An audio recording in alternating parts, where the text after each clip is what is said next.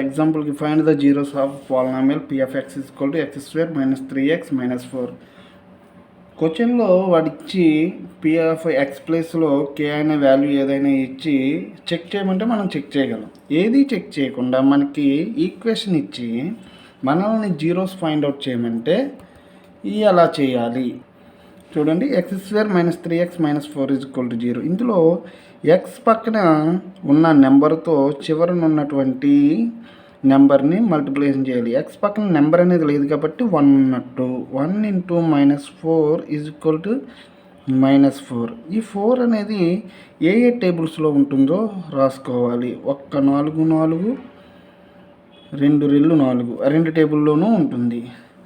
So ఇక్కడ మనకి మధ్యలో 3 కావాలి కాబట్టి ఈ రెండింటిని ఈ సెట్స్ని ఒకదాంట్లోంచి ఒకటి తీసిన ఒకదానికొకటి కలిపిన మధ్యలో ఉన్న 3 వస్తుంటాయి కనుక మనం సెట్ను ఉపయోగించాలి. 4 1 కలిపితే 5, మధ్యలో ఉన్నది 3 రాలేదు కాబట్టి 4లో నుంచి 1 తీసేస్తే 3 యొక్క సింబల్ మైనస్ కాబట్టి ఇక్కడ 4కి మైనస్ చేయాలి. ఇప్పుడు ఈ ఈక్వేషన్ ఏ విధంగా రాస్తామో చూడండి. x² ప్లస్ ఎక్స్, ఈ రెండింటిని తీసుకుంటున్నాం కదా మనం, ప్లస్ 1x మైనస్ 3xగా రాయాలి, మైనస్ 4xగా రాయాలి.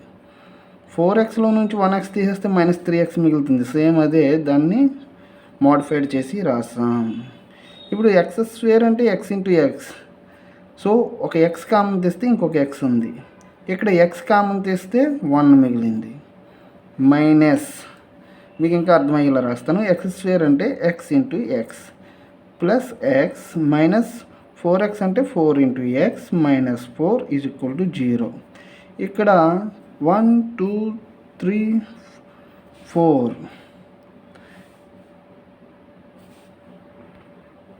ఇక్కడ 4 టర్మ్స్ ఉన్నాయి. ఈ ఫస్ట్ 2 టర్మ్స్లోనూ x అనేది కామన్ తీసాను. ఇక్కడ ఒక x కామన్ తీసాను, ఇంకొక x మిగిలింది. ఇక్కడ x కామన్ తీసాను, 1 అనేది మిగులుతుంది. -4 అనేది ఇక్కడ కామన్ తీస్తున్నాను, ఎందుకంటే ఈ టర్మ్లోను 4 అనేది కామన్గా ఉంది. -4 తీస్తే x మిగిలింది, -4 బయటకు వస్తే +1 మిగులుతుంది, ఈజ్ ఈక్వల్ టు 0. ఇప్పుడు 2 టర్మ్స్ అయింది ఇది. ఇందులోనూ కూడా మనకి x+1 అనేది కామన్గా ఉంది కాబట్టి x+1 కామన్ తీసాను. x+1 కామన్ తీస్తే ఇక్కడ x మిగిలింది, ఇక్కడ x+1 కామన్ తీస్తే 4 మిగిలింది, is equal to 0. x+1 is equal to 0. ఈ 0ని రెండిట్లకి రాద్దాం. x minus 4 is equal to 0. x is equal to -1, x is equal to 4. -1 4 అనేవి వీటి యొక్క జీరోస్ని ఫైండ్ అవుట్ చేయమంటే ఇది ప్రొసీజర్.